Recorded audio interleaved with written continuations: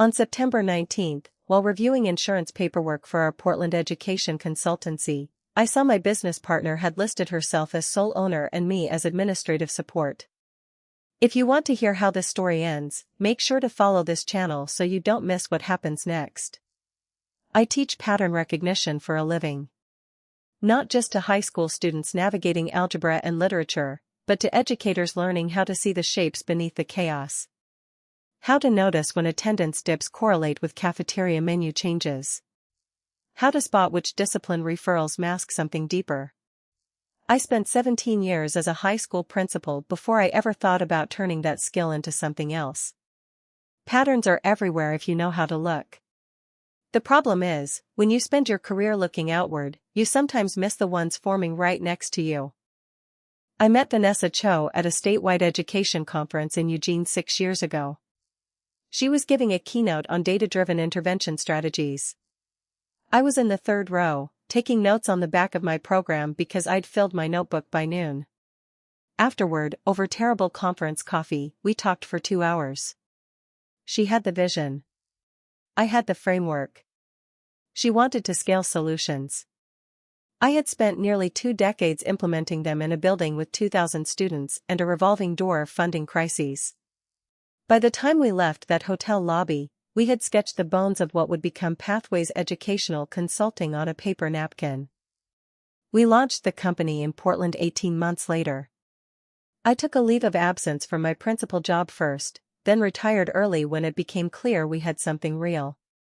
Vanessa handled marketing and client acquisition. I built the curriculum modules, the training materials, the assessment tools. Everything we sold, everything we delivered to school districts from Beaverton to Bend, came from frameworks I had tested in real classrooms with real students. We split the revenue 50-50. We signed an operating agreement. We shook hands in a coffee shop on Hawthorne and called ourselves co-founders. The first 3 years were a grind. We worked from her dining room table, then from a co-working space near Powell's, then finally from a small office with our names on the door. Vanessa Cho and Ruth Kepler, partners. The company grew. We hired 2 part-time contractors, then 4, then a full-time curriculum coordinator who reported to me. We landed a contract with the Portland Public Schools Network. Then Hillsborough. Then a statewide pilot in Washington. Revenue hit $500,000 in year 4. Vanessa started talking about venture funding. I started talking about impact metrics. We were good at different things. That was supposed to be the strength. I noticed the first small shift about 8 months ago. Vanessa began introducing herself at conferences as the founder, full stop. Not co-founder. Founder. I corrected her once, lightly, in front of a potential client. She laughed and said, "Of course, sorry, long day." I let it go. Pattern recognition requires multiple data points. One anomaly is just noise. The second shift came in April. A reporter from the Portland Business Journal interviewed us for a feature on women-led startups. The article ran with a photo of Vanessa in front of our logo. The text referred to her as founder and CEO and mentioned me in passing as lead curriculum developer. I was not lead curriculum developer. I was co-founder and chief education officer. Those were the titles on our operating agreement, on our website, on our business cards. I called Vanessa.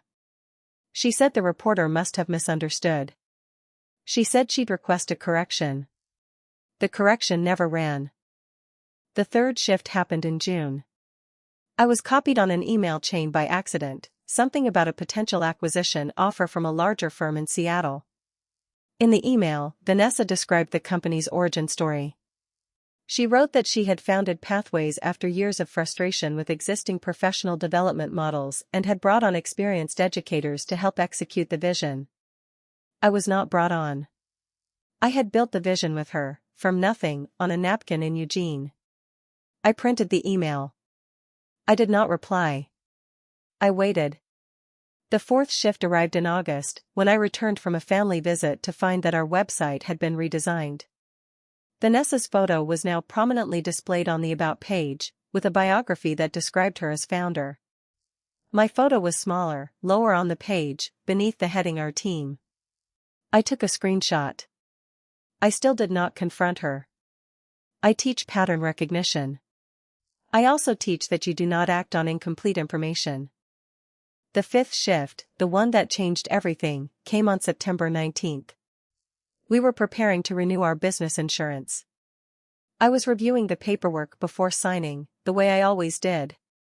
We had a system. Vanessa handled client-facing work. I handled operational details, compliance, documentation. I read contracts. I checked numbers. It was tedious work, the kind Vanessa hated, but it was necessary. I had been a principal. I knew what happened when you skipped the fine print. On page 4 of the renewal application, under business ownership structure, Vanessa had listed herself as sole owner, 100% equity. Under key personnel, my name appeared with the title Administrative Support Coordinator. I read it twice. Then I pulled our original operating agreement from the filing cabinet. 50-50 ownership. Co-founders. Equal equity. I checked the state business registry online. The entity was still listed correctly, 2 members, equal shares. The insurance document was not a legal transfer of ownership, but it was a declaration of intent. It was a story Vanessa was now telling to the outside world, testing to see if anyone would object. Seeing if I was paying attention. I set the document on my desk. I did not call her. I did not send an email. I walked to the window and looked out at the street below, at the coffee shop where we had signed our first agreement, at the crosswalk where we had celebrated our first contract. I thought about patterns. I thought about what comes next when someone begins erasing you in increments. I teach my students that there are 2 kinds of problems. The kind you solve by speaking up immediately, and the kind you solve by understanding the full scope first. The insurance document was not an accident. It was a test. Vanessa wanted to know if I was still reading the details, still paying attention, or if I had become comfortable enough to let things slide. I did not let things slide. I spent the weekend in my home office, pulling files. Our operating agreement. The original business registration. Every contract we had ever signed with a client, every scope of work, every deliverable. I made a list of every curriculum module, every training deck, every assessment tool. Next to each item, I noted who had created it. The spreadsheet ran to 47 pages. 43 of those pages were my work. Vanessa had designed our logo. She had written our marketing website copy. She had made the sales calls.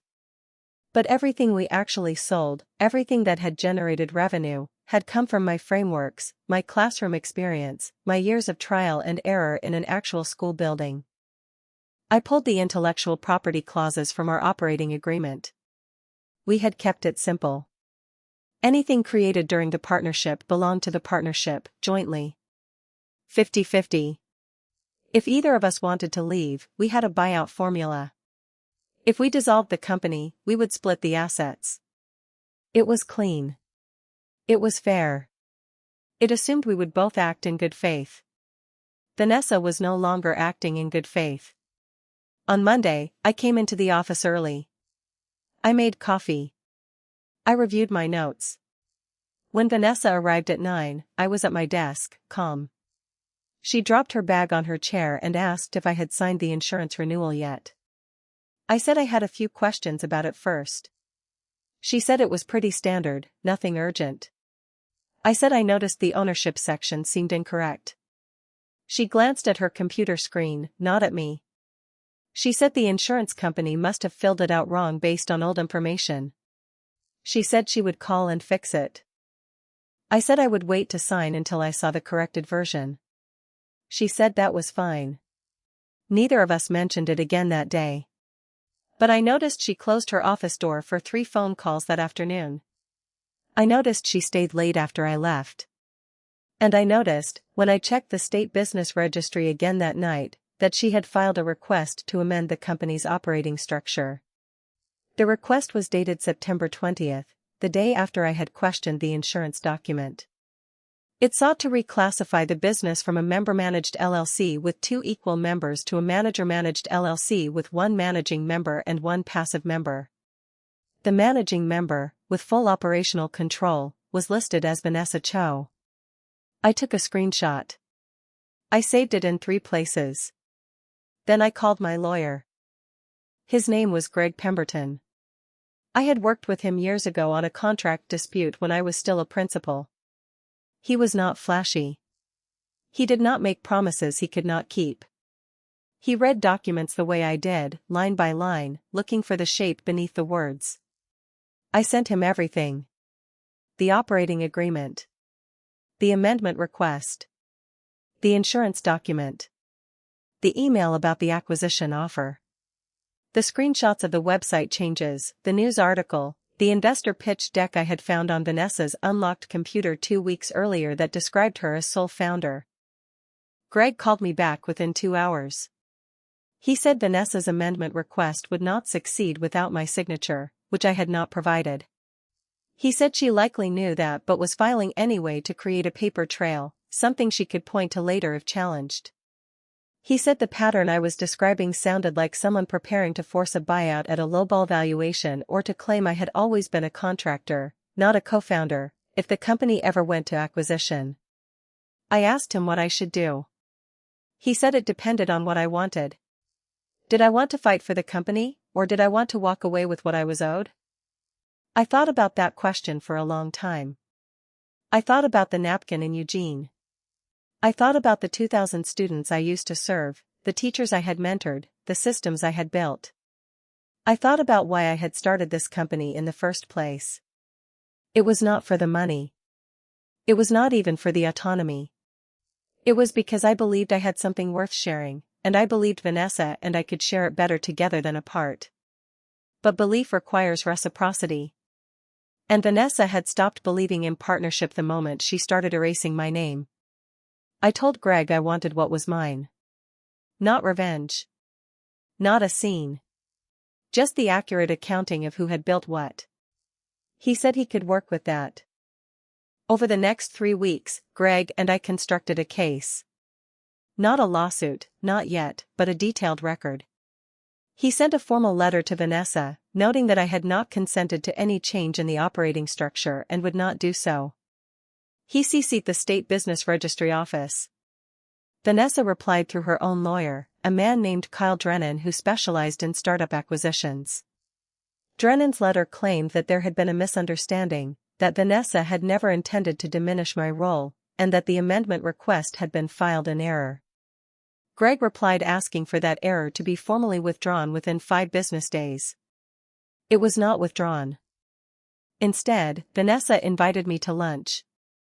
We met at a quiet bistro on Division, the kind of place with small tables and good light, where conversations were supposed to feel intimate and reasonable.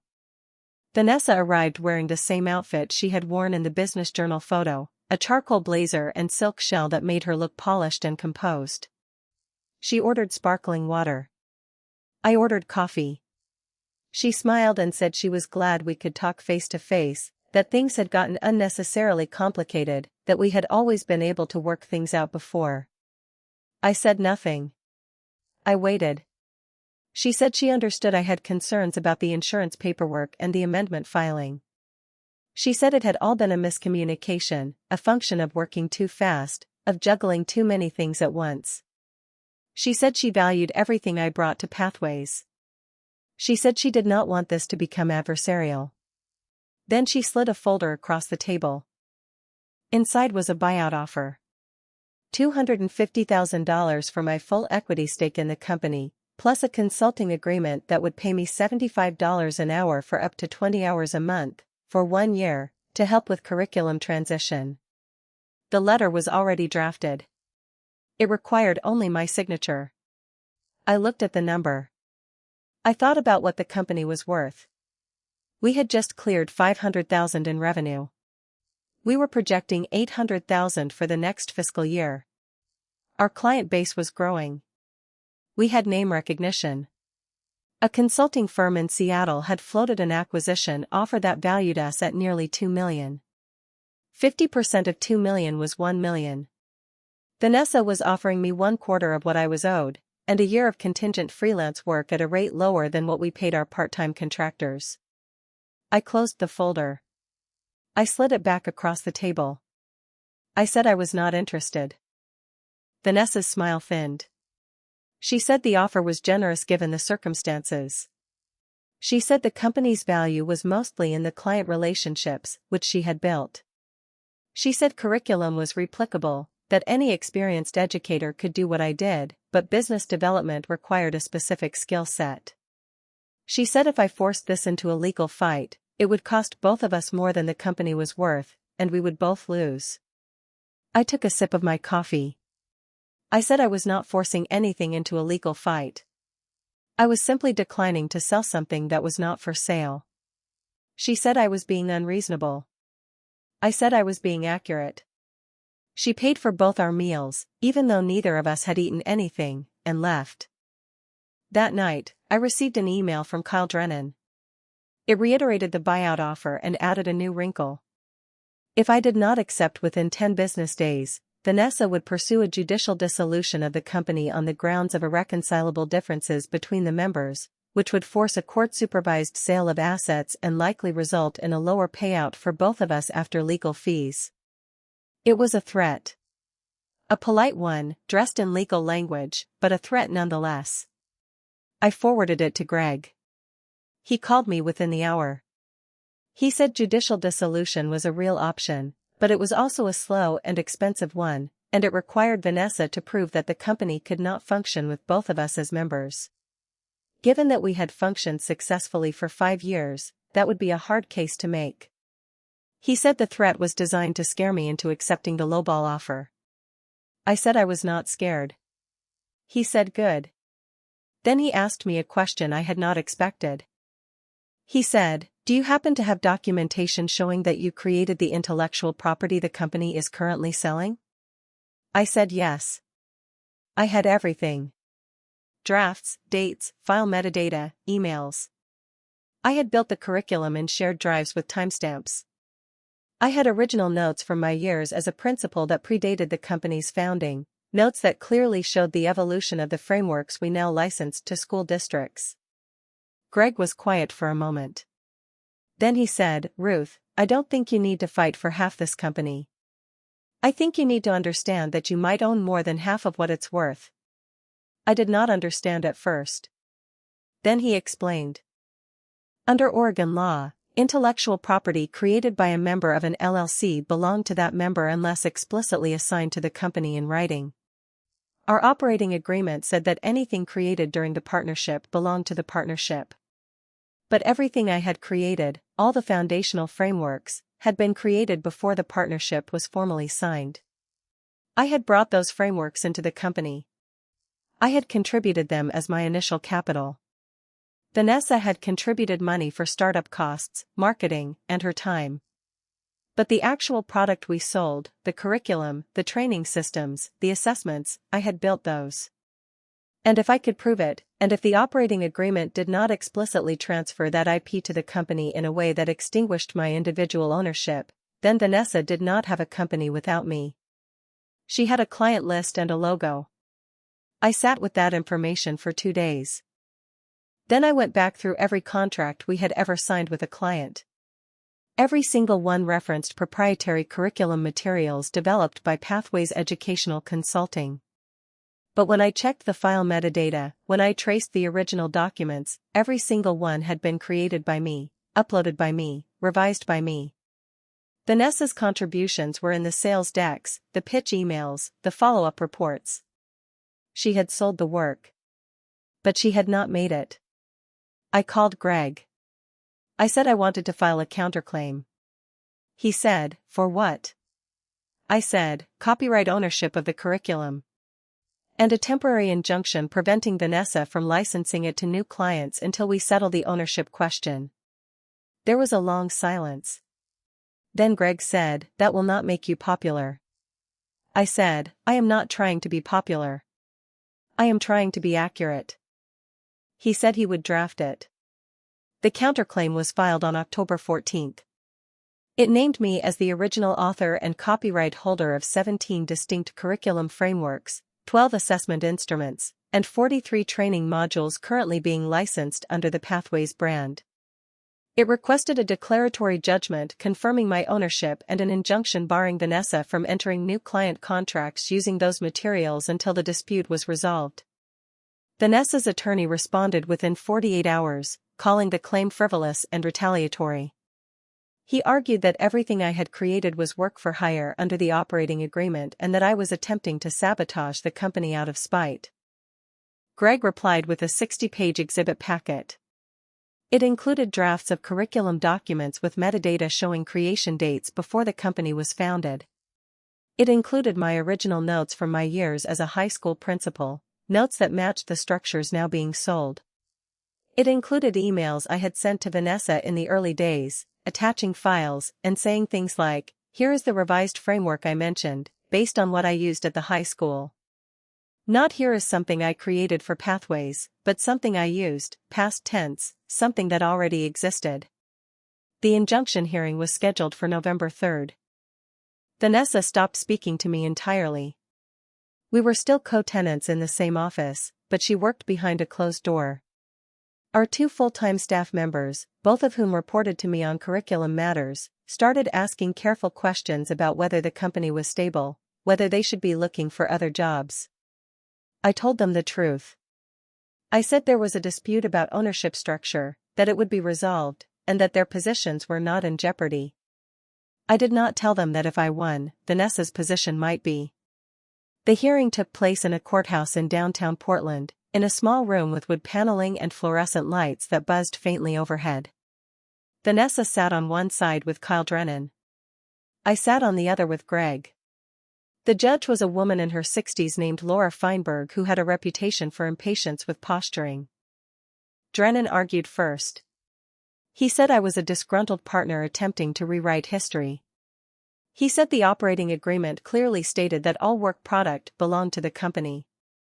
He said that I had been adequately compensated, that I had never objected to the arrangement until now, and that granting an injunction would irreparably harm the business and its employees. Judge Feinberg asked whether the operating agreement explicitly assigned pre-existing intellectual property to the company. Drennan hesitated. He said the agreement's language was broad enough to encompass all contributions. The judge asked to see the agreement. She read it in silence for 3 minutes. Then she asked Greg to present his argument. Greg walked her through the timeline. He showed her the metadata on the curriculum files. He showed her my notes from 2 Residenta, dated years before Pathways existed. He showed her the emails. He pointed out that the operating agreement said anything created during the partnership belonged to the partnership, but it did not say anything contributed to the partnership, and it did not include an explicit IP assignment clause for materials that predated the company's founding. Judge Feinberg asked Vanessa's attorney if he had evidence showing that Vanessa had created or substantially contributed to the creation of the curriculum materials in question. Drennan said Vanessa had provided strategic direction and oversight. The judge said that was not the same as authorship. She granted a temporary injunction, effective immediately, barring Pathways Educational Consulting from entering new licensing agreements using the disputed curriculum materials until ownership was resolved in a full hearing. Existing contracts could continue, but no new deals. Vanessa went pale. Drennan asked for a stay. The judge denied it. As we left the courtroom, Vanessa finally spoke to me. She said, "You are destroying everything we built." I said, "No. I am protecting what I built." She said, "This is not over." I said, "I know." But something had shifted. Vanessa had been operating on the assumption that I would not fight, that I would take the buyout or walk away or let her slowly erase me from the story. The injunction had proven her wrong. And now she had a company that could not sign new clients, which meant no new revenue, which meant the acquisition talks she had been pursuing were now on hold. 3 days after the hearing, I received a call from a number I did not recognize. The woman on the other end introduced herself as Gina Talbot. She said she was a partner at the Seattle firm that had been in acquisition talks with Vanessa. She said those talks had stalled due to the injunction, but she had done some research, and she had a question for me. She asked if I would be interested in selling the curriculum IP directly to her firm, independent of Pathways. I asked what she meant. She said her firm was not interested in Vanessa's client relationships or operational infrastructure. They were interested in the curriculum itself, which they believed could be scaled nationally.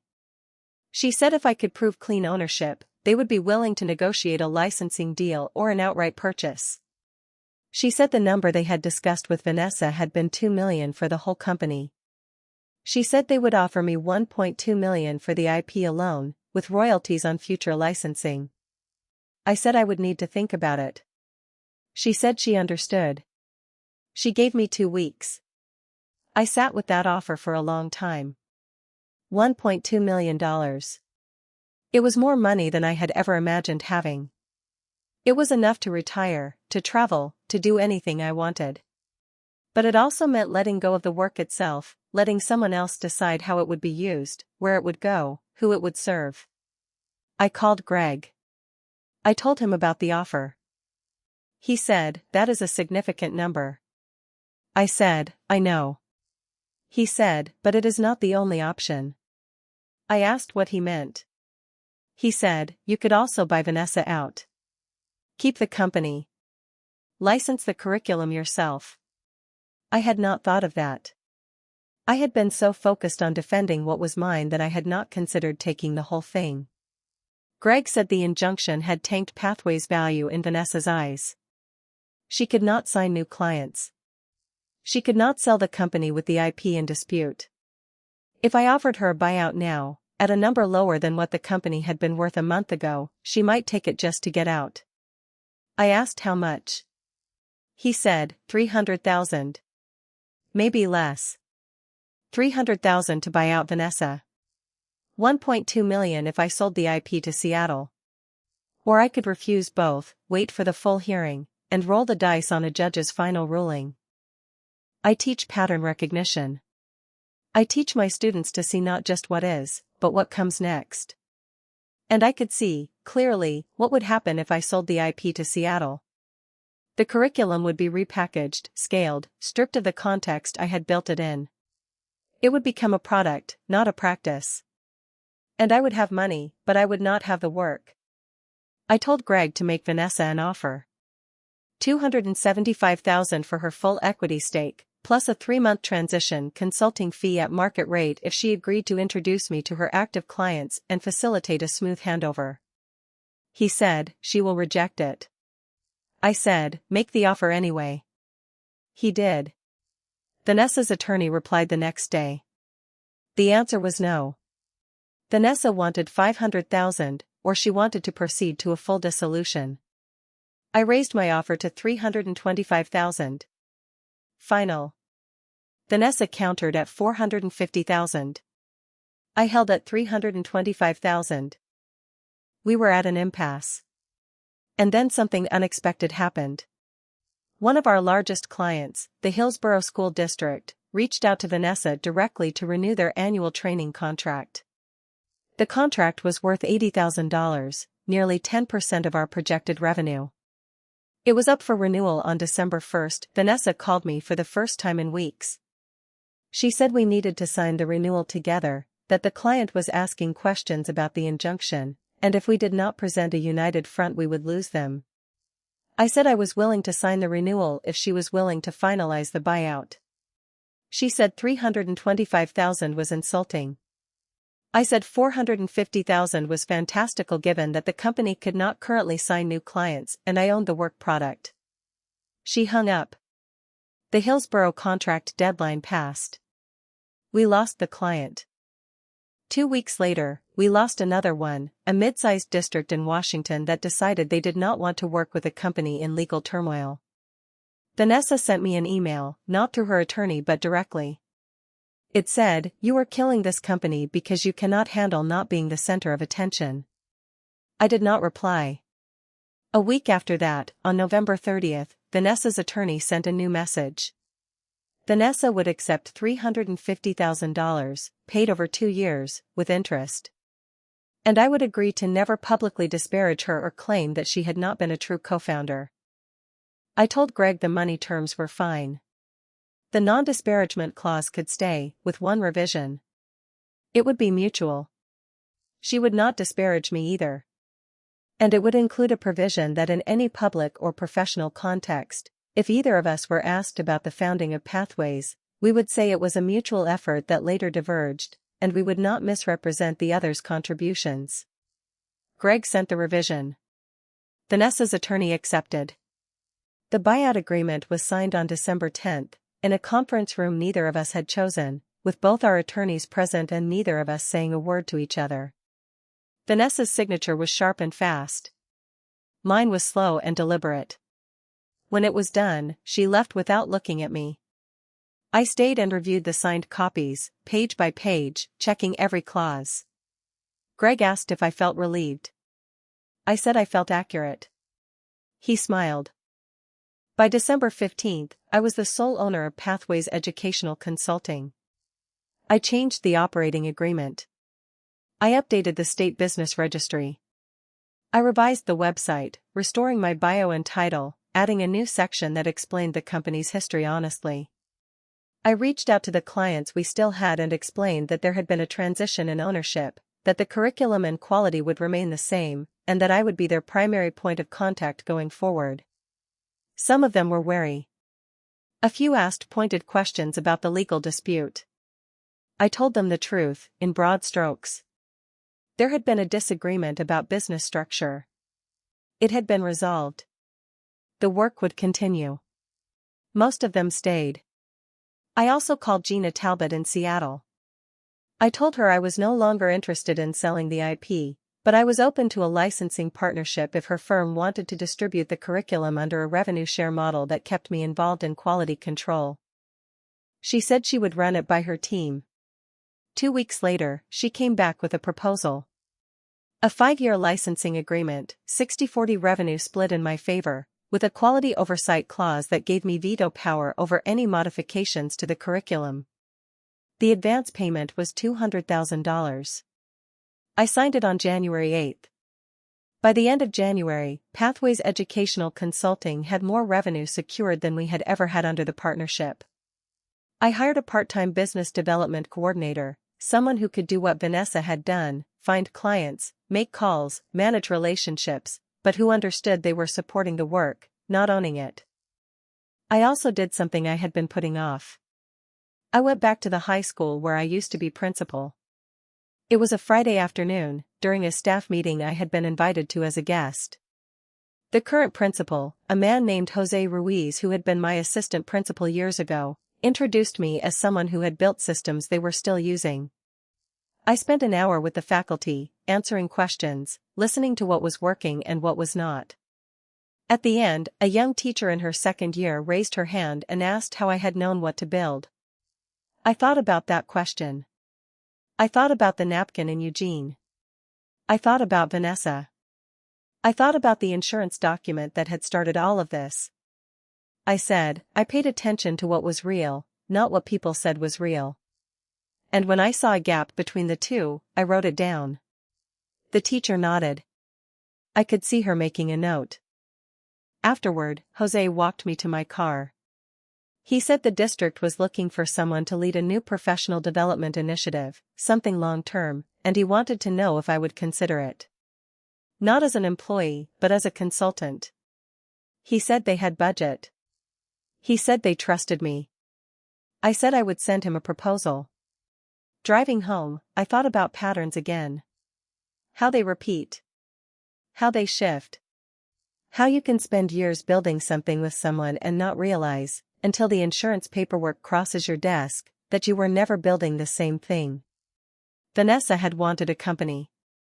I had wanted a practice. She had wanted scale. I had wanted integrity. Neither of those wants was wrong. But they were not compatible. And pretending they were had almost cost me everything I had spent 2 decades creating.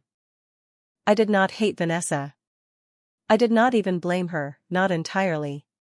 She had done what people do when they mistake the story for the substance. She had believed that ownership was about who told the narrative, who stood in front of the logo, who got their name in the article. And maybe, in some industries, that is true. But in education, ownership is about who did the work. Who sat with the students? Who tested the framework? Who revised it when it failed? Who built something that worked not because it sounded good in a pitch deck, but because it was true? I had done that work. And now I had the company to prove it. The first quarter of the new year was a recalibration. I was no longer splitting my attention between creating curriculum and managing a partnership that had quietly turned adversarial. I worked from the same office, but I repainted it. Vanessa had chosen gray walls, sleek and corporate. I painted them a soft cream, the color of the study halls I used to monitor, where students came to recover credit or finish work they had fallen behind on. It was a small change, but it mattered. The space felt like mine again. I brought on 2 new contractors, both former teachers who understood the difference between a framework that sounded good in theory and one that actually functioned in a classroom with 30 students and not enough time. One of them, a woman named Iris who had taught English for 12 years in rural Oregon, told me during her interview that she had left teaching because she was exhausted by initiatives that were designed by people who had never stood in front of a classroom. She said if I was building something different, she wanted in. I hired her on the spot. The Seattle licensing deal went live in February.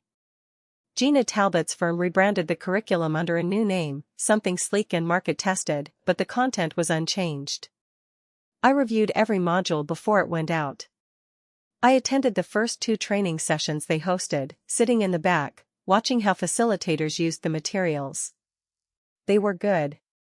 They were faithful to the intent. That mattered more to me than the revenue, though the revenue was enough to let me stop worrying about payroll for the first time in the company's history. In March, I got a call from a journalist at an education policy magazine. She was writing a feature on teacher-led professional development models and had come across pathways in her research. She wanted to interview me about the company's origin and philosophy. I agreed, on one condition. I said I would not discuss the internal business disputes, but I would talk about the work itself, where it came from, and why it mattered. The interview took place over coffee, the same bistro where Vanessa had handed me the buyout offer 5 months earlier. The journalist, a woman in her 40s named Claire, asked thoughtful questions. She asked how I had transitioned from principal to consultant. She asked how I had known what school districts needed. She asked whether I thought professional development could actually change classroom practice or if it was mostly performance. I told her the truth. I said most professional development failed because it was designed backward. People started with the theory, the research, the model, and then tried to fit it into schools that did not have the capacity or context to support it. I said I had started the other way. I had started with what I saw failing in my own building, and I had built solutions that worked there first. Then I had tested them elsewhere.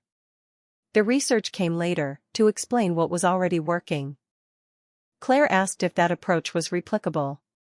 I said yes, but only if the person building it had spent time in an actual school, with actual students, dealing with actual constraints. She published the piece in April. It ran with a photo of me in the Pathways office, sitting at the table where I did most of my work. The headline read, "From Principal to Practitioner, How One Educator Built a Professional Development Model That Starts in the Classroom." Vanessa was not mentioned. Not because I had asked Claire to leave her out, but because Claire had done her research and had concluded, correctly, that the story worth telling was about the work, not the partnership. I got emails after the article ran. Some from former colleagues. Some from educators I had never met. One was from a superintendent in Montana who said his district was struggling with teacher retention and asked if I would be willing to visit for a week, observe, and make recommendations. I said yes. The work grew. Not exponentially, not in the way Vanessa had always wanted, with venture funding and a trajectory toward acquisition. But it grew steadily, in the way things grow when they are rooted in something real. I was not trying to build an empire. I was trying to build something useful. There is a difference. In May, I received a LinkedIn message from someone I did not know. The name was familiar, though. It was Kyle Drennan, Vanessa's attorney. The message was brief. It said he had seen the article in the Education magazine and wanted to congratulate me on the company's continued success. He said he hoped there were no hard feelings about the legal dispute, that he had simply been representing his client's interests, and that he respected the way I had handled the situation. I did not reply immediately. I thought about it for a day. Then I wrote back and said I appreciated the message, that I understood he had been doing his job, and that I held no grudge. I did not say that I had never held a grudge in the first place, because grudges require emotional investment, and I had never been emotional about Vanessa's choices. I had simply been clear about my own. The message I did not receive, and did not expect, was from Vanessa herself. I had not heard from her since the buyout signing in December. I did not know what she was doing, where she was working, whether she had started another venture or taken a corporate job. Our mutual non-disparagement clause meant I could not ask our former clients or contacts without risking a breach. And I did not need to know. Her trajectory was no longer connected to mine. But in June, I found out anyway. One of my contractors, the one who handled client onboarding, mentioned in passing that she had seen a post on LinkedIn from someone claiming to have co-founded Pathways. She showed me the post. It was from Vanessa. The text was carefully worded. It said she had co-founded an education consulting company that had grown rapidly and had recently been restructured, and she was now exploring new opportunities in the edtech space. It did not say she had been bought out. It did not say there had been a dispute. It followed the letter of our agreement. But the comments beneath the post were telling. Several people congratulated her on her entrepreneurial success. One person, someone I recognized as a former client, wrote, "I didn't realize you had left Pathways. Ruth Kepler is doing great work there now." Vanessa had not replied to that comment. I closed the browser. I did not feel anger. I did not feel vindication. I felt something quieter, something closer to completion. Vanessa was telling the story she needed to tell, and I was doing the work I needed to do. Those two things no longer overlapped. That was fine. By the time summer arrived, I had settled into a rhythm I had not felt in years. I was working, but I was not striving. There is a difference. Striving is the feeling that you are always one step behind where you should be, that success is somewhere ahead of you, just out of reach, if you can only move faster. Working is the feeling that you are exactly where you are supposed to be, doing exactly what you are supposed to be doing, and the outcome will be whatever it will be. I spent July in Montana, working with the district that had reached out after the magazine article. It was a small district, fewer than 2,000 students across 5 schools, in a town surrounded by mountains and wheat fields. The teachers were exhausted. The superintendent was new and overwhelmed. The school board was divided on whether to invest in support staff or cut positions to balance the budget. I spent 2 weeks observing classrooms, sitting in on department meetings, talking to teachers during their planning periods. I took notes the way I used to when I was a principal. Not on what was broken, but on what was working. What small, quiet things were happening in individual classrooms that could be scaled across the district if someone paid attention. At the end of the 2 weeks, I gave the superintendent a report. It was 30 pages, single-spaced, full of specific observations and specific recommendations. I did not tell him to adopt a new curriculum or hire a consultant or launch a pilot program. I told him to protect his teachers' planning time, to stop asking them to cover classes during their prep periods, and to hire 2 permanent substitutes who could rotate through buildings so that teachers could actually attend the professional development sessions the district was already paying for but that no one had time to attend. The superintendent read the report in front of me. Then he looked up and said, "This is not what I expected." I asked what he had expected. He said, "Something bigger. Something I could take to the board and say, 'This is the plan that will fix everything.'" I said, "This is the plan that will fix the thing that is breaking your teachers. If you fix that, everything else gets easier." He hired the 2 permanent substitutes. 3 months later, he sent me an email saying teacher attendance at professional development had doubled and that 2 teachers who had planned to leave at the end of the year had decided to stay. It was a small victory. But small victories accumulate. In August, I took a vacation. I had not taken a real vacation in 6 years, not since the year Vanessa and I had launched Pathways. I drove down the coast to a town I had never been to, a place with a name I could barely pronounce, and I rented a small cabin with a view of the ocean. I brought 2 books, both novels, neither about education. I did not bring my laptop. I did not check email. I spent 5 days walking on the beach, reading, and thinking about nothing in particular. On the 4th day, I met a woman at a coffee shop near the cabin. She was my age, maybe a little older, with gray hair she had not bothered to dye and paint under her fingernails.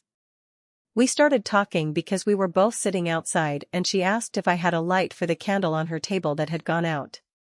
I did not, but I went inside and got matches from the counter. We ended up talking for 2 hours. She was a painter.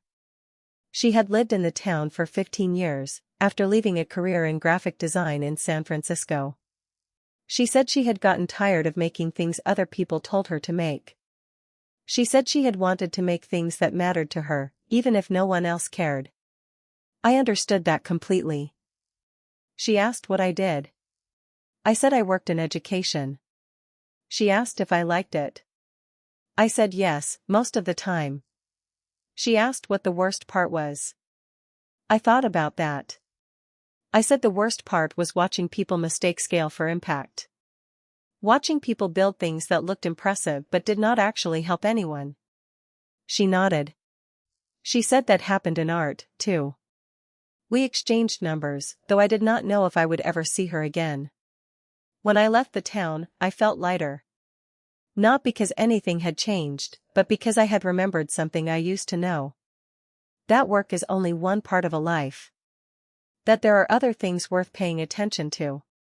When I got back to Portland, there was a voicemail waiting. It was from a school district in Idaho. They had heard about the work I had done in Montana. They wanted to know if I was available for a similar engagement. I called them back and said yes. The fall was busy, but it was a different kind of busy than the years with Vanessa. I was not busy managing someone else's expectations or defending my contributions. I was busy doing the work. I traveled more than I had expected. I hired another contractor, a former principal from Washington who had retired early and missed the work but not the politics. Her name was Dolores. She was blunt and funny and completely uninterested in pretending things were fine when they were not. I liked her immediately. In October, I got an email from the Portland Business Journal. They were doing a follow-up piece on women-led businesses they had profiled in previous years, and they wanted to include Pathways. I agreed, with one condition. I said the piece had to be accurate. If they were going to talk about the company's founding, they needed to acknowledge that it had been a partnership that had since dissolved, and that I was now the sole owner. The reporter agreed. The article ran in November. It was short, only 3 paragraphs, but it was correct.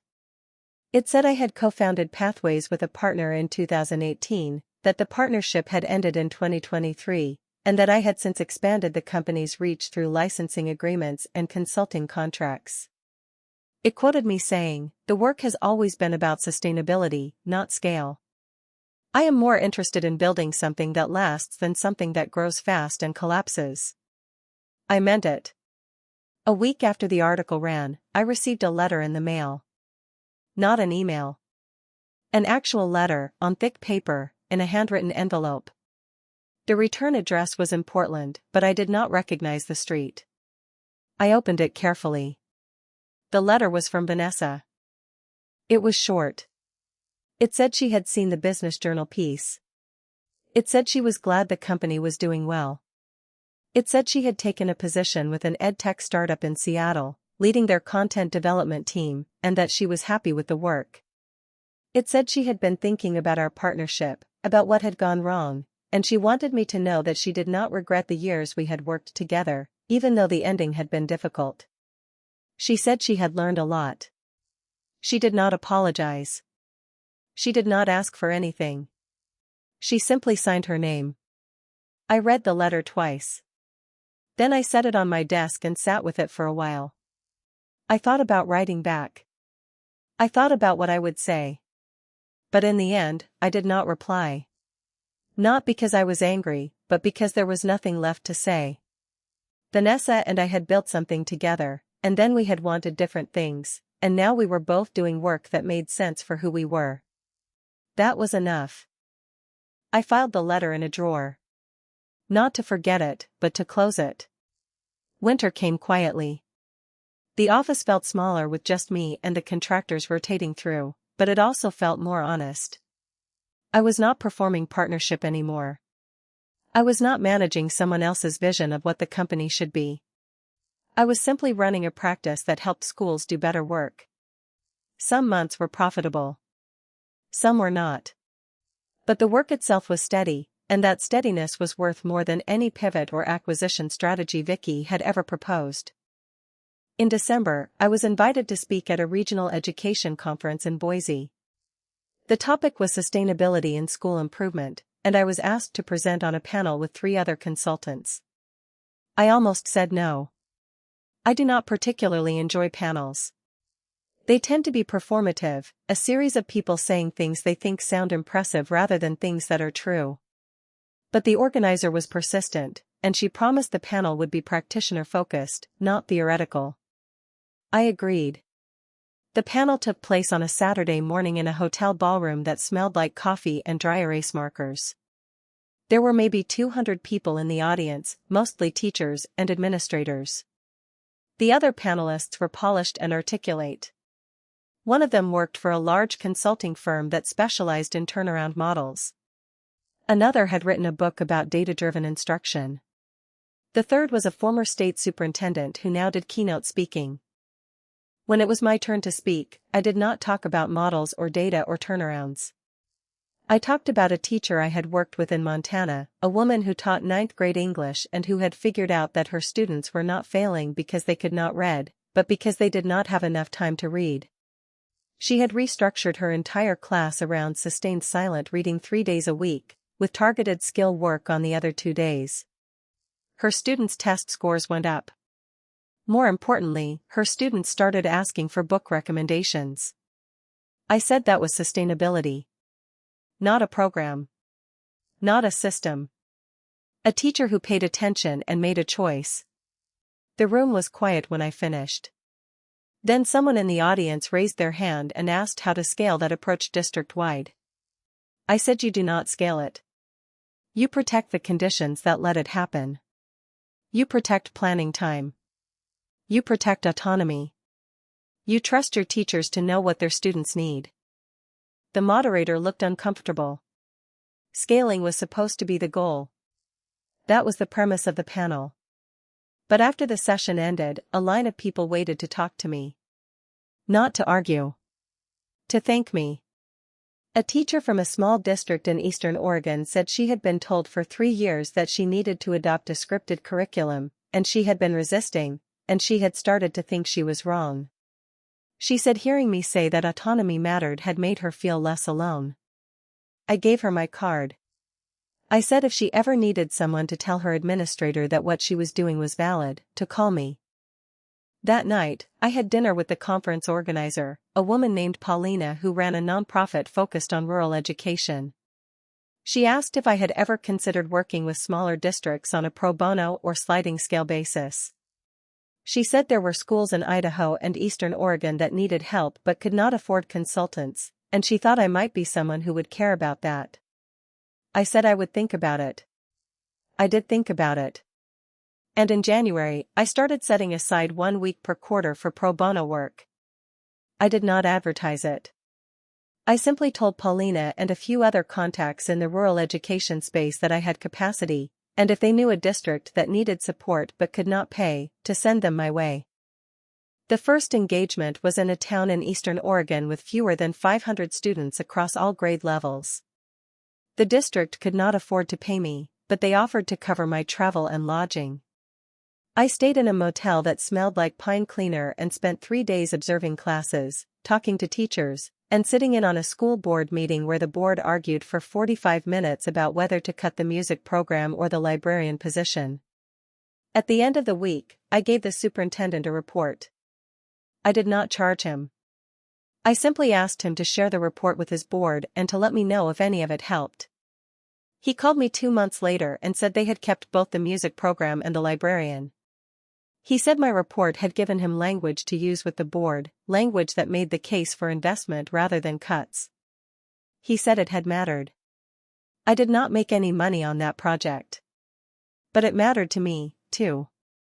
By spring, the company had found a shape I had not anticipated when I bought Vanessa out. It was not growing fast. It was not raising capital or pursuing acquisition offers. It was simply doing good work, sometimes for money, sometimes not, always with the same principle underneath. Pay attention to what is real. Build from there. In March, I received an email from a teacher I had worked with years ago, back when I was still a principal. Her name was Amy. She had been a first-year teacher then, anxious and overwhelmed, convinced she was failing. I had spent hours with her, sitting in her classroom, helping her see what was working instead of only what was broken. She had stayed in teaching. She was now a mentor teacher in a different district. She said she had been following Pathways online and wanted to know if I ever hired former teachers for consulting roles. She said she thought she might be ready to do something beyond the classroom, but she did not want to leave education. I hired her in April. She started part-time, working remotely, helping districts design mentorship programs for new teachers. She was good at it. She understood what new teachers needed because she had been one, and she had survived, and she knew what had made the difference. In May, I turned 53. I did not celebrate in any formal way. I took myself to breakfast at the coffee shop near the office, the one where Vanessa and I had signed our first partnership agreement 7 years earlier. I sat in the same corner booth. I ordered the same thing I had ordered that day, eggs and toast and black coffee. I thought about how much had changed. How much had stayed the same. I thought about the napkin in Eugene. I thought about the operating agreement. I thought about the insurance document that had revealed what Vanessa had been planning. I thought about the courtroom, the buyout, the quiet months of rebuilding. I thought about whether I would do it again, knowing how it would end. And I realized the answer was yes. Not because the partnership had succeeded, but because the work had. Everything I had built with Vanessa, everything I had built after her, had come from the same place. A belief that schools could be better, and that the people working in them deserved support that was real, not theoretical. That belief had survived the betrayal. It had survived the legal fight. It had survived the buyout and the restructuring and the quiet, unglamorous work of running a company alone. That was what mattered.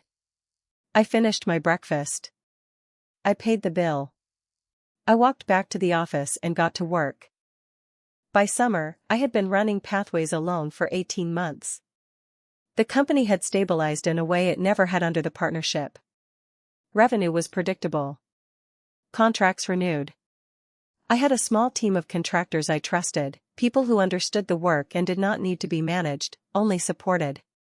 I was not wealthy, but I was comfortable. I was not famous, but I was respected by the people whose respect I wanted. I had built something sustainable. In June, I received an invitation to present at a national education conference in Denver. It was a significant venue, the kind of conference Vanessa had always wanted us to attend, the kind with keynote speakers and publisher booths and thousands of attendees. The organizers wanted me to lead a session on practitioner-led professional development. They offered an honorarium and travel expenses. I accepted. The session was scheduled for a Saturday afternoon, in a large ballroom with theater-style seating. I had prepared a presentation, but I also knew that the best sessions were not the ones where someone talked at an audience for an hour. They were the ones where someone started a conversation. So I kept my slides minimal. I told stories instead. I talked about the teacher in Montana. I talked about the district in Idaho.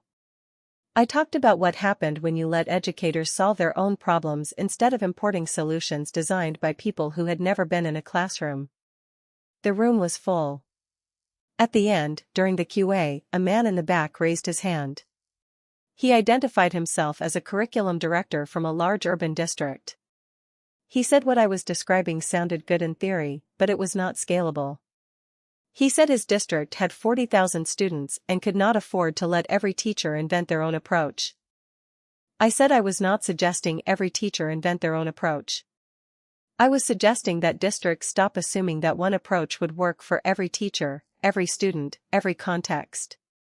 I said scale was not the problem. The problem was the assumption that scale required uniformity. The man did not look convinced. But several people in the audience nodded. After the session, a woman approached me. She was younger, maybe in her early 30s, and she introduced herself as a doctoral student studying education policy. She said she was writing her dissertation on why so many professional development initiatives failed, and she wanted to know if I would be willing to be interviewed. I gave her my contact information. That evening, I had dinner with Paulina, the woman from the rural education nonprofit. She had flown in for the conference. Over pasta and wine, she told me about a funding opportunity she was pursuing, a grant that would support regional networks of rural schools. She said she wanted to build a model where rural districts could share resources, share professional development, share solutions, without having to hire expensive consultants or adopt one-size-fits-all programs. She asked if I would be willing to serve as an advisor. I said yes. We spent the rest of the dinner talking about what that network could look like. Not what it should look like in an ideal world, but what it could look like given the constraints of rural schools, limited budgets, long distances, teacher shortages. We sketched ideas on napkins. It felt familiar. It felt like the beginning of something real. Flying home the next day, I thought about Vanessa. Not with anger or regret, but with a kind of distant curiosity. I wondered if she had ever gone to conferences like this one. I wondered if she was happy in her new role, leading content development for an edtech company. I wondered if she thought about pathways, about what it had become without her. I would never know. And I realized I did not need to. Some partnerships end because one person betrays the other. Some end because two people want different things and realize it too late. Ours had been both.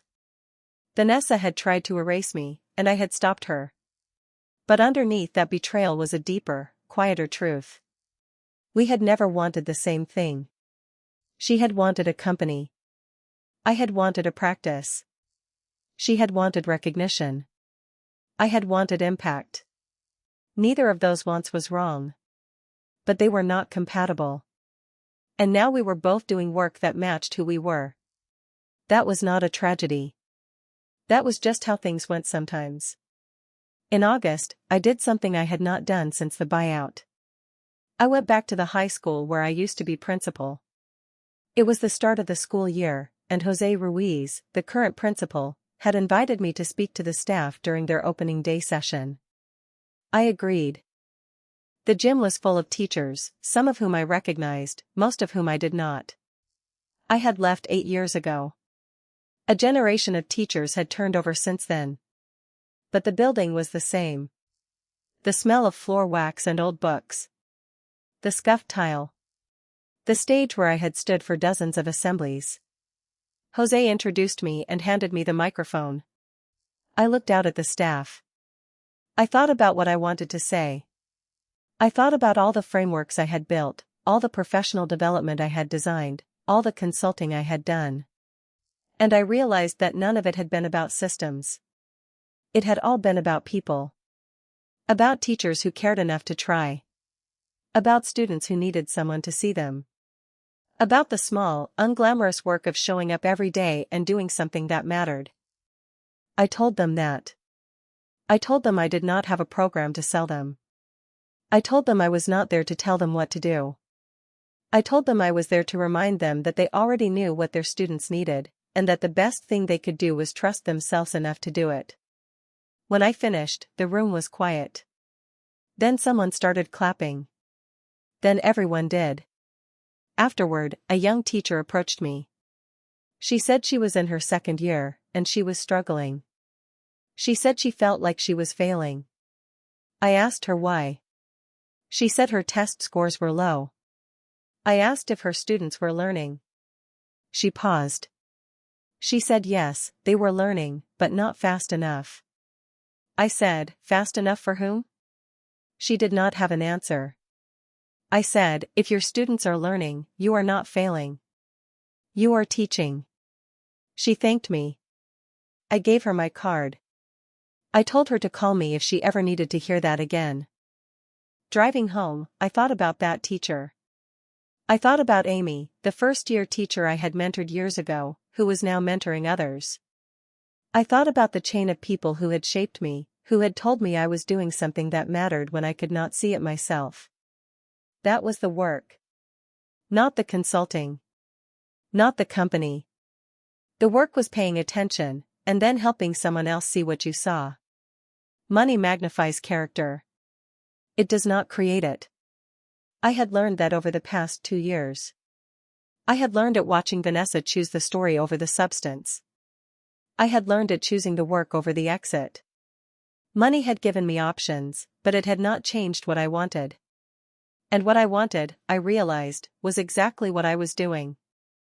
I got home and opened my laptop. There was an email waiting from Paulina. The grant had been funded. The Rural Schools Network was moving forward. She wanted to know if I was still willing to advise.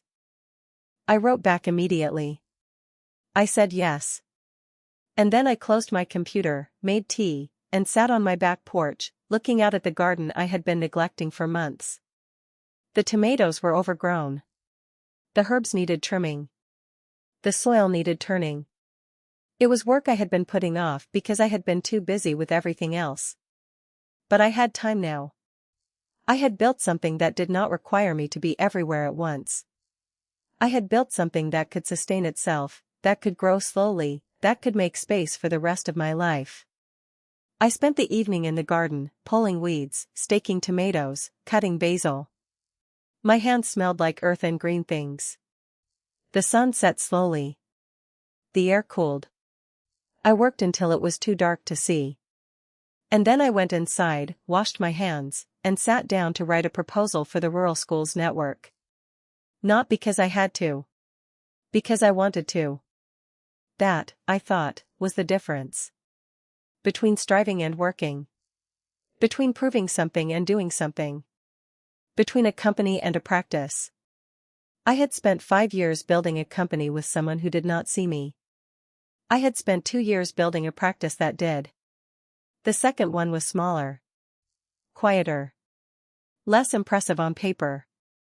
But it was mine. And it was real. And that was enough.